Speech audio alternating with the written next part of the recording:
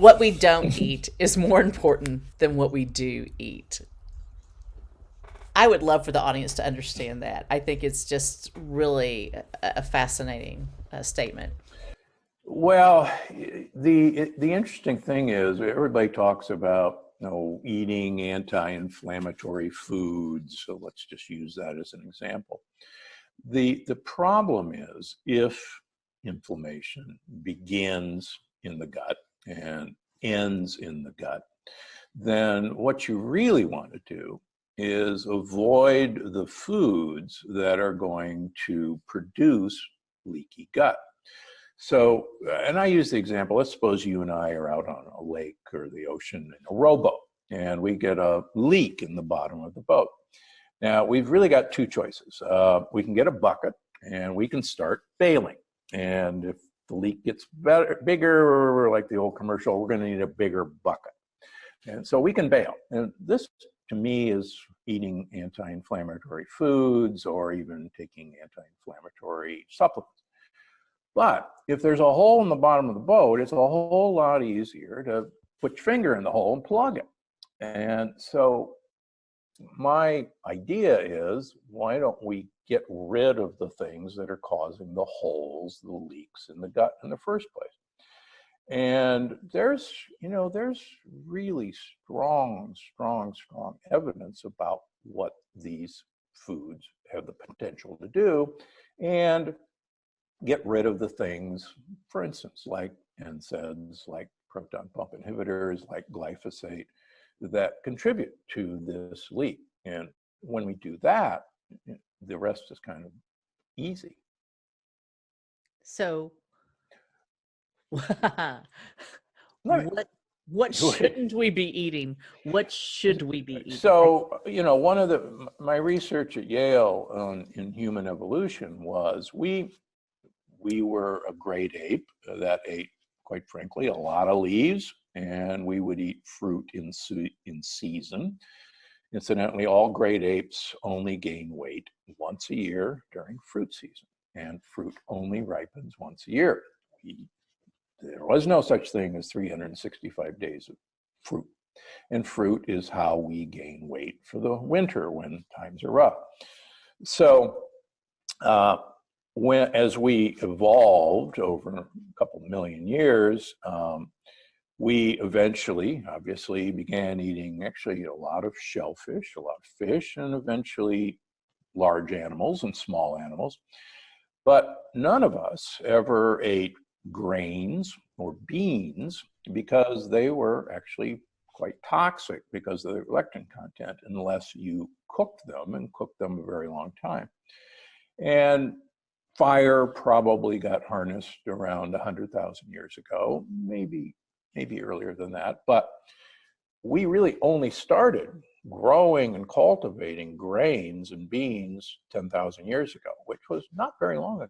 In fact, most people don't know that rice has only been cultivated for 8,000 years. So these are very modern additions to our diet. And humans, before this cultivation, usually stood about 6 feet tall. And our brains were actually 15% larger than they are today.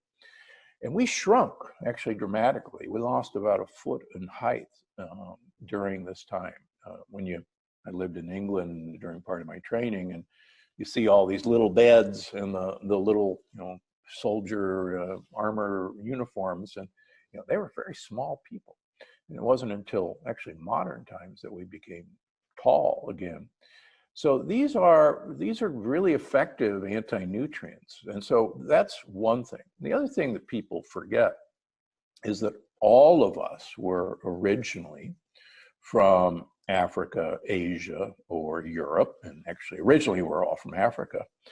And none of us had ever encountered a plant species from North or South America or Central America until 500 years ago, when Columbus started Columbian trade.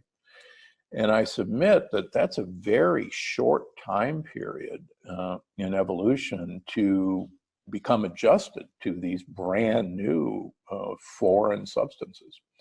And so much of our modern tastes actually are for these American plants, like the nightshades I mentioned, like peanuts, like quinoa.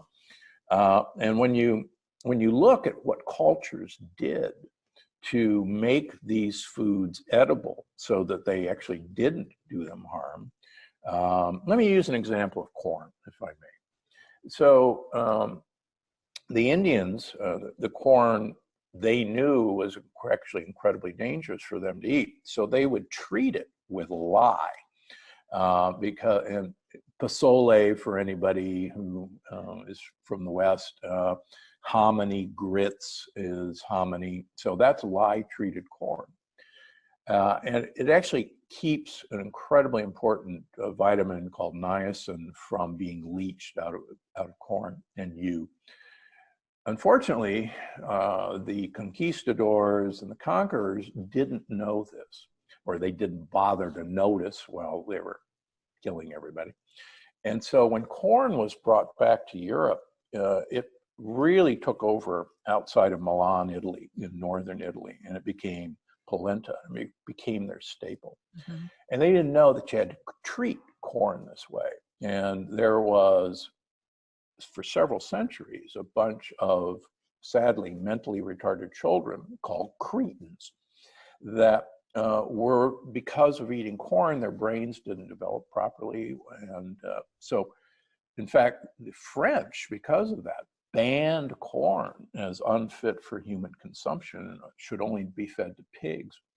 And that's why, to this day in France, you will rarely see corn on a menu. And it was because of their border with Italy. So the point of all this is native cultures have figured out how to treat these foods.